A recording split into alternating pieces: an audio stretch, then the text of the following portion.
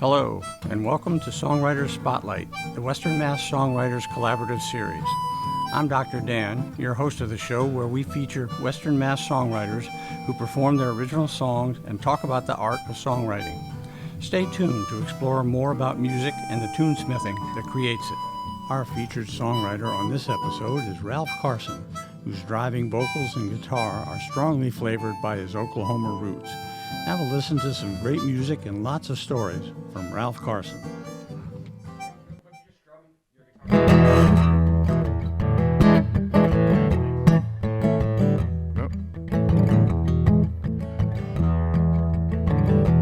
This is a song called Oklahoma Girl, about a friend of mine that I knew growing up in college. Well, I can tell by how she kisses that she baits her own hook. She's an Oklahoma girl. When she shoots, she never misses, and she doesn't even look, 'cause she's an Oklahoma girl. She could ford the Red River and her saddle would stay dry. She could bust a bucking bronco that you wouldn't even try. You can hug her, you can kiss her, never make her cry, 'cause she's an Oklahoma girl. An Oklahoma girl.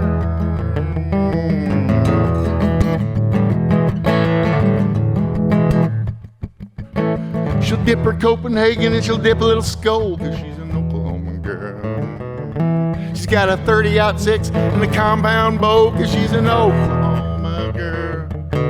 She got her first deer before she was in her teens. She's looking mighty fine in those bootcut jeans. You know she means just what she says and says just what she means, 'cause she's an Oklahoma girl. Somewhere west of Tulsa, somewhere north of old Fort Sill, she's trying to find herself a cowboy man enough, but I'll bet that she never will, 'cause she's an Oklahoma girl.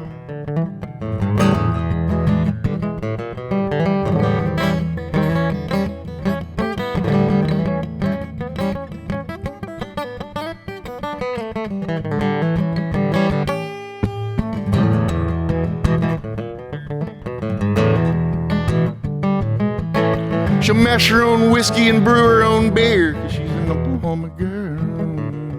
She could turn a raging bull into a starry-eyed steer. She's an Oklahoma girl. Now you can go and love her if you're man enough to try. If your balls are big as church bells, your heart's too hard to fry, you'd better hold on to your Stetson if you're waiting a reply from an Oklahoma girl. Somewhere north of Lake Texoma, a little south of the Kansas line, a cowpoke staying in the saddle, boys, that's the poke she's trying to find. She's an Oklahoma girl.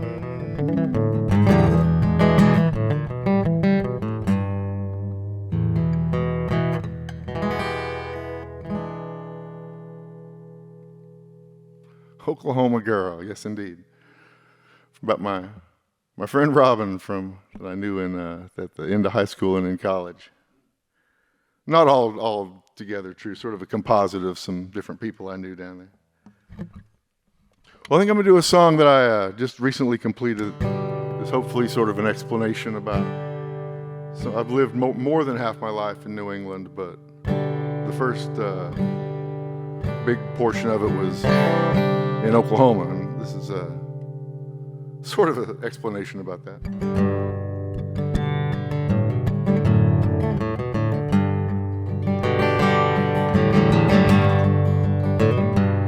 Well, that Mason and Dixon don't mean nothing to me. Well, it's okay in Oklahoma, but I had to get away. I knew I would die if I didn't live free. I'd never trade this verdant valley view for that plaintive prairie that I once knew. I'm just an Okie from Muskogee, hiding in these Massachusetts hills. I traded Tony Lama snakeskin boots for Birkenstock clogs. Got an adopted gluten-intolerant kitty cat instead of my well-heeled retriever dog. It was pearl snap buttons and bolo ties. Now it's LL Bean slacks and shirts with polo guys. I'm an Okie from Okmulgee, hiding in these Massachusetts hills. I was flatland, red sand, dust bowl, and pilgrim, a stranger in a strange new land. Now I'm a hilltop, apple crop, sugar bush Yankee. At least I'm trying to fit in as best as I can. Well, any fool can flip a silver dollar. Sometimes it'll land on its edge. I call these sacred hills my home, and I rest on that rocky ledge. Now I can wade in the water and it never runs dry. When the green goes golden red, the glory makes me cry. I'm just an Okie from Okefuskie, hiding in these Massachusetts hills. I ain't no red voting, gun toting, Bible thumping hypocrite. Tell me about what's right and wrong. I'm a wood burning, taciturn, maple tapping daddy, but I still got an ear for a sad country song. Know that Mason and Dixon don't mean nothing to me.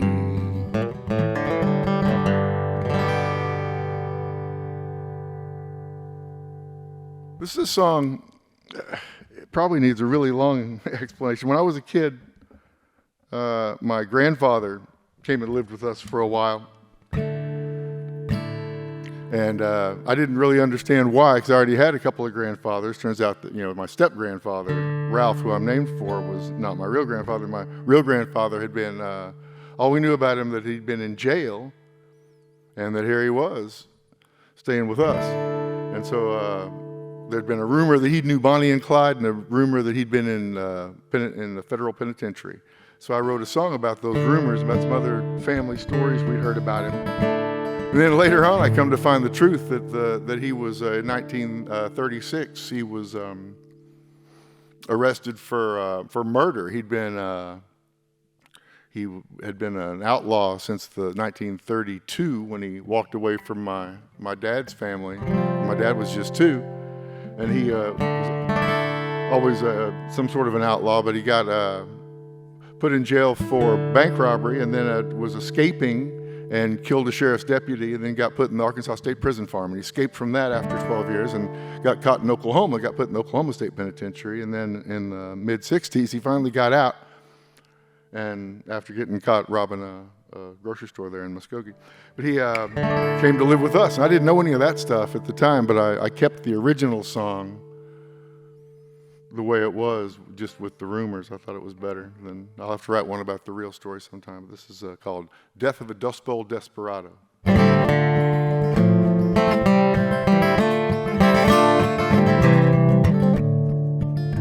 Well, my daddy's daddy knew Bonnie and Clyde down there in North Little Rock, Arkansas. He liked his cocaine, but he loved that morphine, and he hated the badge of the law. But he hated that badge of the law. He married my grandma when she was but 15. There ain't no shotgun involved, so they say. Just a sweet country girl, gone a little bit wild, when the world led my grandpa astray. Yeah, the world led my grandpa astray. To Oklahoma they settled, but it didn't last long. Well, with old granddaddy's wandering high, he ran off with this Chickasaw woman from Ardmore. Grandmother never did cry. Never saw my grandmother cry. Oh, in a red dirt poor dust bowl. Oh, is there hope for a lost soul? A tornado, it can pluck you right out of a crowd, chunk you in a hot frying pan. My granddaddy, he found out up there in Leavenworth prison just what walls can mean to a man, what walls mean to a wandering man. When he got out, he married at least 9 more times. He's just putting down roots wherever he could. But his life on the edge and his craving for danger left him lost and forgotten for good.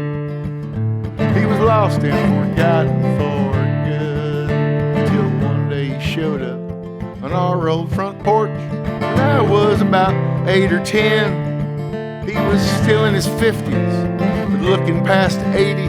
My mama said, let the man in. My daddy said, where the hell have you been? Oh, in a red dirt poor dust bowl. Oh, is there hope for a lost soul?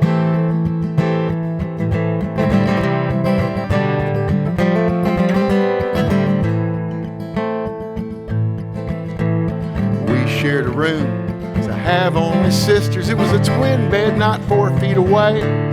At night he'd borrow my mama's car, drive on downtown to get his medicine fresh every day. He said his medicine had made him this way.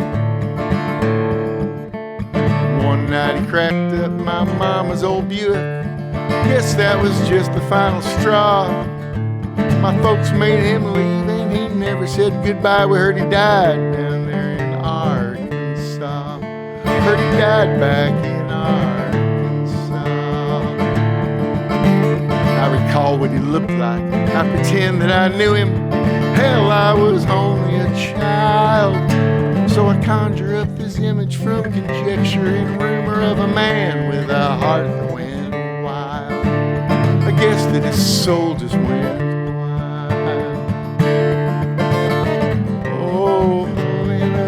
Dirt poor dust bowl. Oh, in a red dirt poor dust bowl.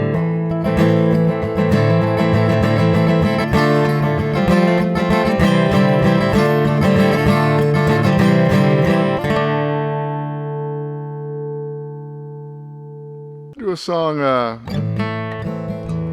that started off to be a song about building guitars, and ended up, of course, being about death, as songs tend to drift.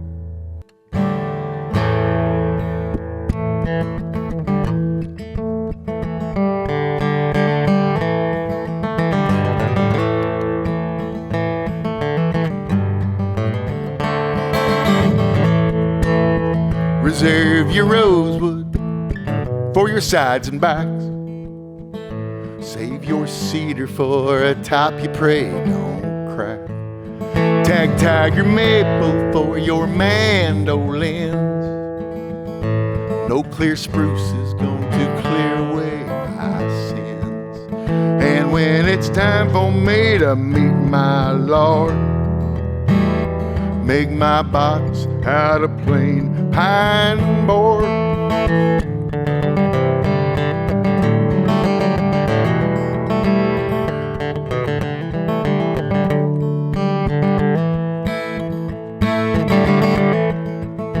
No abalone, no mother of pearl, no precious inlay when they lay me out of this world. Just keep it naked and unadorned, like that cold winter's day that I was born. And when it's time for me to meet my Lord, make my box out of plain pine board.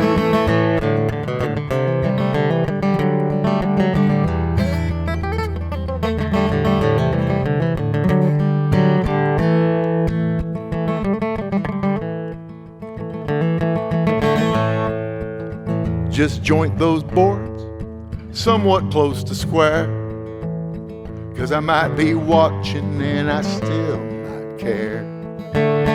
Cut only once, but measure twice when I cut out for paradise. And when it's time for me to meet my Lord, you make my box out of plain pine board. Yes, when it's time for me to meet my Lord, make my box out of plain pine board.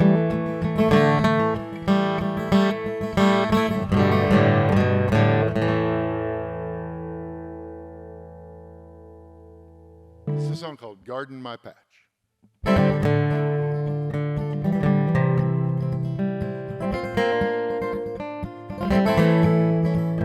When winter's chill is gone for good and buds form on the trees, David Hayes, the weather nut, he predicts our final freeze. I'm gonna set my seedlings in the ground, hold my hopes up high, so you know my crop will grow under my watchful eye. I'm guarding my patch, protecting my investment, making my stash. Ain't nobody gonna take it away, I'm watching them hatch. Gonna sleep out there in my pup tent, that dog gonna get toasted, cause my land here's posted. I'm guarding my patch.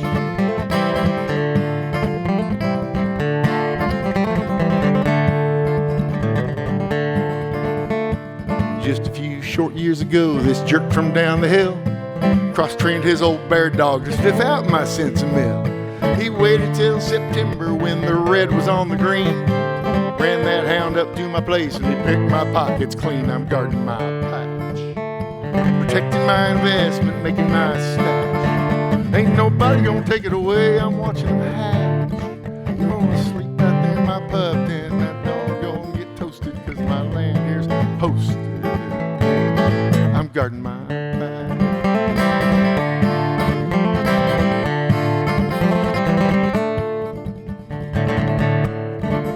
It was just last year this punk-ass kid who lives across the road took my best 8-footers just to lighten up my load. But if he tries that trick again, well, he's surely gonna fail. Cause I'm loading up my 12-gauge pump with old rock salt and nails. I'm guarding my patch, protecting my investment, making my stash. Ain't nobody gonna take it away, I'm watching them hatch. Sleeping in my pup tent, that dog gonna get toasted, cause my land here's posted.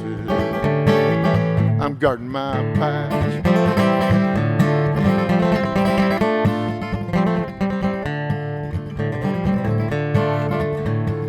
Clearing by the orchard, put in about 100 plants.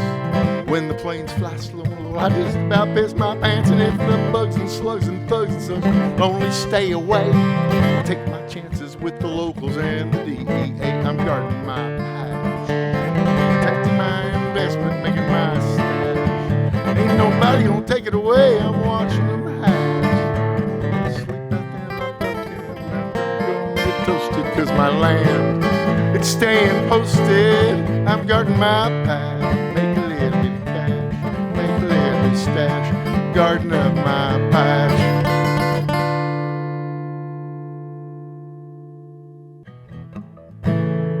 Well, here's a song about,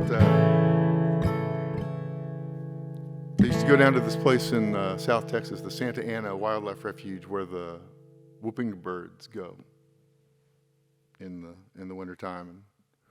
There's also, lots of other cool birds down there, but there's it's also one of the places where the warblers stop when they're coming across the Gulf of Mexico. So there's often a whole bunch of the migrating warblers all at the same time. So it's a pretty neat place to go in the early spring.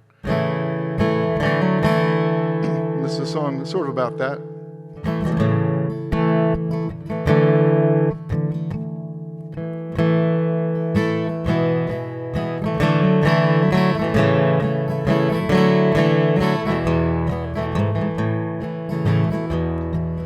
Down in South Texas, the new days of spring, the gods they send a gift with the songs that they sing. Their journey is hard, their wait is long, but it's like a revival when I hear their song. And it's sweet, sweet, sweet, sweeter than sweet. Welcome back, brother. It's pleased, pleased, pleased to meet you. Oh, sing me a hymn, fill my heart once again. The songbirds must find a new home. Up in the morning, the first crack of light, a quick flash of yellow catches my sight. I'll bend my ear to that beckoning call. They're just passing through, maybe see you next fall. And it's sweet, sweet, sweet, sweeter than sweet. Welcome back, brother. It's pleased, pleased, pleased to meet you. Sing me a hymn, fill my heart once again. The songbirds have found a new home. These days the warblers are getting harder to hear. The ranks they are thinning year after year. We've been duly warned of a sad, silent spring. We'll be left with just the memories of the songs that they sing. It's sweet, sweet, sweet, sweeter than sweet. Welcome, rank stranger. It's pleased, pleased, pleased to meet you. Oh, sing me a hymn, fill my heart once again. The songbirds have found a new home.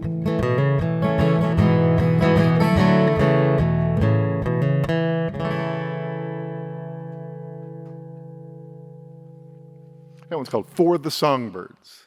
Ralph, I really enjoyed that music. Thank you so much. Thank you. That was very fun to do that and to play in front of you. It's odd to play in front of people, you know, in general for me at all. So that was nice. Yeah, some great songs, very enjoyable, interesting. A lot of things to think about in your songs. That is really terrific. So, how long have you been writing songs? Well, I wrote a few in college in the 70s and stuff, but nothing that I really, felt like I would keep. Little love songs to girlfriends and things and stuff. But mostly I would just try to, learn songs to play at parties and things in college. But then I really started writing some when I moved to the Boston area in the 80s and started to write about things that were happening to me as I moved up here and things that were happening in my life. Mm-hmm. Started to play more often at home and would try to get things down on paper and actually turn them into a song every once in a while. Mm-hmm. Did you get inspiration from the people of the music scene in Boston? Yeah, there was quite a bit of, especially the live music, and getting to go see really cool live music at some of the neat clubs that were there, the Jonathan Swifts, and coming from Oklahoma, I was impressed with the caliber of live music you could get in Boston versus Oklahoma. The same night I could go see the Cars and then go see Doc Watson, and wow. Not on the same bill, but in the mm-hmm. Did you pal around with other songwriters? Not really pal around, no. I met a couple of interesting people just from hanging out at this place called the Plough and Stars, this little Irish pub in Cambridge. I met Mark Sandman of Morphine and of Treater Wright. He would hang out and we talked about country music, oddly enough, and another fellow named John Lincoln Wright, who was a local country musician. Mm-hmm. I would just chat with him. I wouldn't say we were friends, but it was nice to meet some of the local, famous musicians at the time and just get to hang out with them. Yeah. So, what is your reason for writing songs? I think mostly as a catharsis, a way to get emotions out. And, like a lot of the songs I write aren't necessarily to be played in public or to be even shared. They're more just, sort of a vent. And I tried to play one of those earlier and didn't like the way it was coming out, so I decided not to play that one today. But also sometimes just if I get a memory or an idea in my head, that'll just sort of develop into a thing, and I can't stop, and it sort of just comes out on its own. There's not a why to it. It just sort of erupts on its own. Wow. Okay. So, do you have people who've inspired you to write songs? Yeah, sure. Especially like the Texas singer-songwriters of my generation. Guy Clark and Lyle Lovett and Robert Earl Keen, Steve Earle, especially James McMurtry. It's one of my favorites. Mm-hmm. Willie Nelson. A star-studded group. People like that. Those are the people I really think are great. Fred Eaglesmith. Mm-hmm. I like him a lot. I admire how they can craft a song and make it seem, sort of homey and vernacular, even though it's pretty complicated and very literate. Mm. People like John Priner were wonderful at that, masters of that. Mm-hmm. And you enjoy stories in your songs? Yes, very much so. Mm-hmm. Yeah. So I think some of my song ideas come from just reading a novel or even history and stuff. You get a little snippet of a thing, and that sort of turns into a tale of a song. Like your grandfather, for example. Right. Yeah. Right. It's a good example. It also, I enjoyed the way you depicted sort of like what Arkansas and Oklahoma were like back in the 30s. It was pretty wild. It was pretty, yeah. My dad was born in Arkansas in 1930. And then, his father ran off when he was 2 and became an outlaw. And then, my mom was raised in South Texas and was born in 33. She'll turn 90 next month. Mm. And so she was, a Dust Bowl kid as well. And we grew up with, those tales. And in Oklahoma, it was, the supposed depression was over by the 50s, but it was still pretty hard scrabble and dry. Yeah. Yeah. So give us a description of what your songs are about or what they're like. Well, I guess they're little snippets into my emotions. I normally I'm not real effusive with my emotions normally in public. And I think that's a way to get that out. That's sort of what they're about. They're little, like I say, little windows into somebody without being letting too much out. Mm-hmm. I think of Mason and Dixon. There's a message there, but it's wrapped up in a song. Right. Yeah. Like my feeling, like the any fool can flip a silver dollar, and sometimes it'll land on its edge. Meaning that I feel this dichotomy of which way am I going to land? Am I really a Southerner or a Northerner? And I've always sort of kept that that dual personality. Yeah. I know. I think you have some of that too, as well. I do. Yeah. It's sometimes you got to play it out. Yeah. Come to terms with it. So when you write, what is your process? Well, I don't usually sit down and try to write a song. What'll happen is that a phrase or a rhyme or something, or an event or either something that I think is clever or meaningful, I'll write that down, and then I'll try to maybe make that into a couplet. So think of the most interesting word in it, try to rhyme something to that maybe, and come up with a little 2-line idea. And usually from that, I'll think of something that'll start to develop into a chorus that goes with that. I'll think of a cadence that'll come. I don't really have notes per se in mind yet, but more of just a cadence of the meter of the song, and like where the architecture of it is sort of first. And then I kind of fill in the words later, and sometimes it takes a long time to I'll just abandon a whole structure if I don't feel like it's filling in well. Sort of like doing a crossword puzzle in a way. So where do you keep these snippets? Usually in my head. Some of them are written down on various little pieces of paper, or just like I have a pad that I write down lots of things on. When I travel, I drive down to Texas once or twice a year, and when I go down there, I keep a pad next to me and write down just thoughts, ideas, things, just real little, but sometimes just words or a pair of words that might rhyme. I think, that'd be interesting in a song or something like that, or I hear something interesting on the radio, and it'll turn into but that's where the Mason and Dixon song sort of came from, was I crossed the Mason-Dixon line and thought of that, and I was like, oh, here I am on the... Right. So it's more than just good grits versus not so good grits. It's right. A lot of other things involved. Yeah, I refer to it as the grits line too. But so Your guitar does a lot of talking too. I see how it augments the cadence, the melodies, and so on. That comes after you've put together some words? Yeah, usually I get the beat of the song and sort of the tempo, or sometimes I change the tempo even, but more like I said, the structure of it, and then try to figure out whether it should be in major or minor keys. And I'm not much of a guitar player, so I kind of have to limit myself to the chords I know. So I kind of keep shape it around the basics. Well, you have a hard time convincing a lot of people about your inability to play guitar, but I'll take your word for it. Yes. So, do you do much editing on your songs? Usually none once they're written down.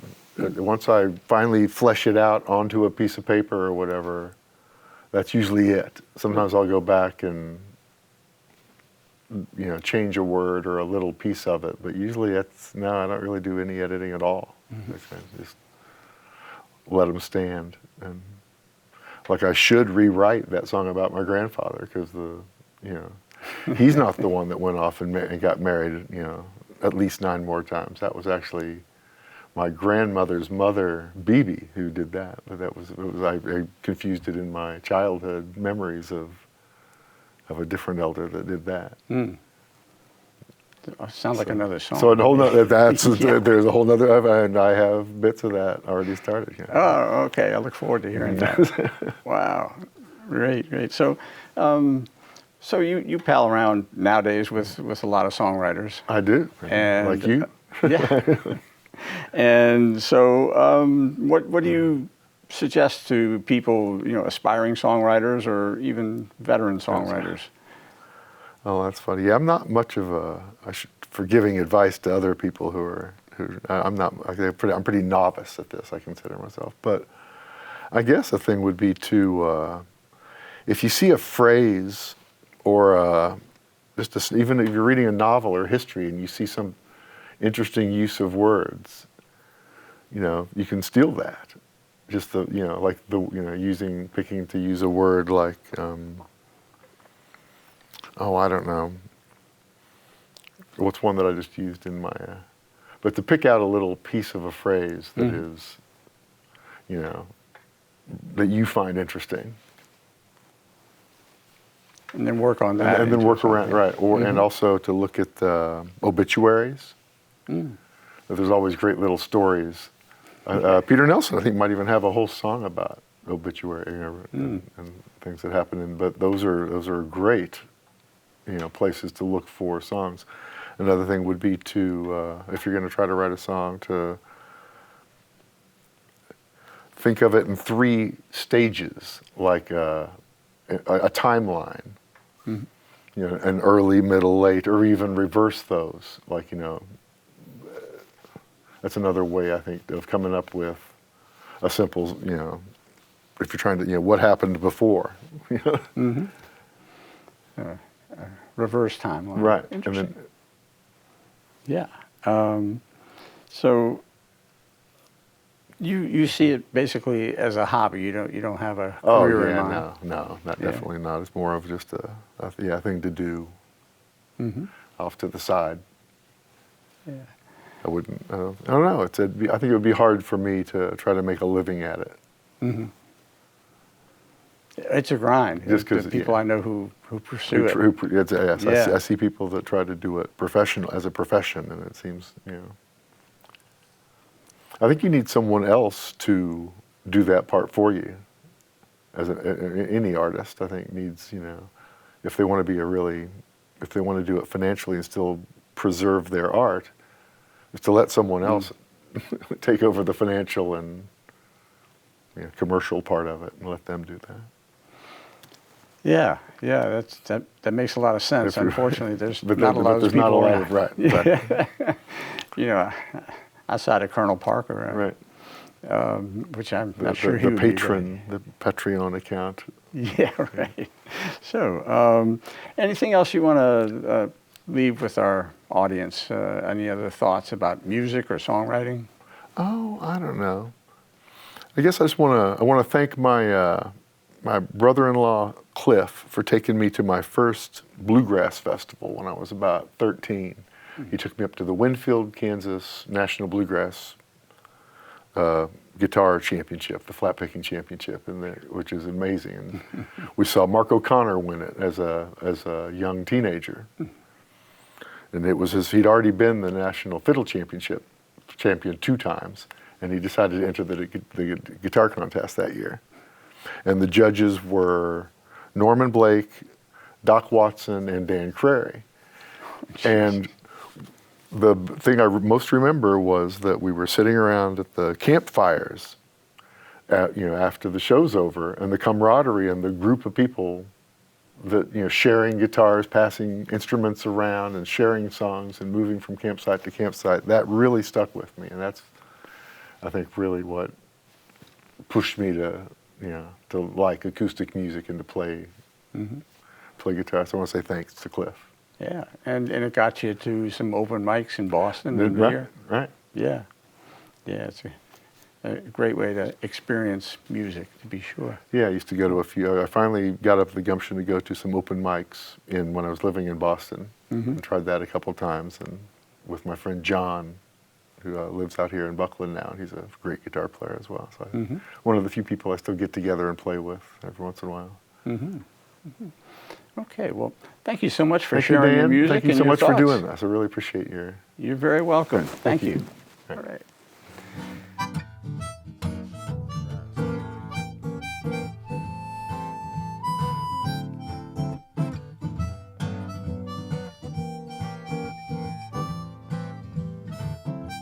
Thanks for watching our show. I would like to acknowledge the support of the Western Mass Songwriters Collaborative, promoting the original music scene in Western Massachusetts. If you want to learn more about the WMSC, go to their Facebook page. Thanks for watching. I'm Dr. Dan. I hope you'll tune in again for the show that puts a spotlight on songwriters.